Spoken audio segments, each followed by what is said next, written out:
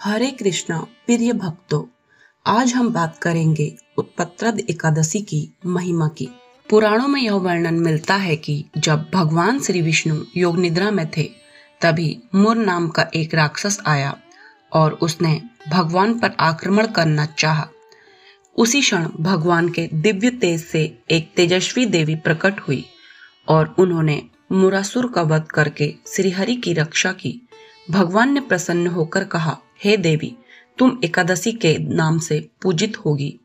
जो भी तुम्हारा व्रत करेगा उसे पापों से मुक्ति, सुख, समृद्धि और अंत में बैकुंठ धाम की प्राप्ति होगी। इसलिए एकादशी का व्रत केवल नियम नहीं, यह श्रीहरि की कृपा प्राप्ति का माध्यम है। इस बार उत्पत्रद एकादशी 15 नवंबर शनिवार को रखी जाएगी। एकादशी की तिथि 14 नवंबर रात को आरंभ हो रही है और 16 नवंबर सुबह 2:37 पर समाप्त होगी। इसके बाद द्वादशी प्रारंभ होगी। इसलिए शुक्रवार को दशमी नियम, शनिवार को व्रत और रविवार को व्रत का पारण किया जाएगा। द्वादशी का प्रारंभ होने के साथ थोड़ी देर हरिवासर रहता है। हरिवासर समाप्त होगा सुबह 7:10 पर। इसके बाद आप व्रत खोल सकते हैं।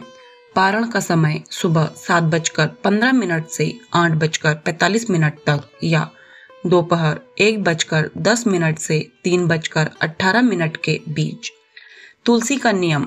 अब सबसे बड़ा प्रश्न, रविवार को तुलसी को जल नहीं देते और एकादशी के दिन भी तुलसी को जल नहीं देते, तो फिर इस बार क्या करें? शास्त्र कहता है, तिथि का नियम वार के नियम से बड़ा होता है। द्वादशी पारण के समय तुलसी माता को जल अर्पण करना अनिवार्य है।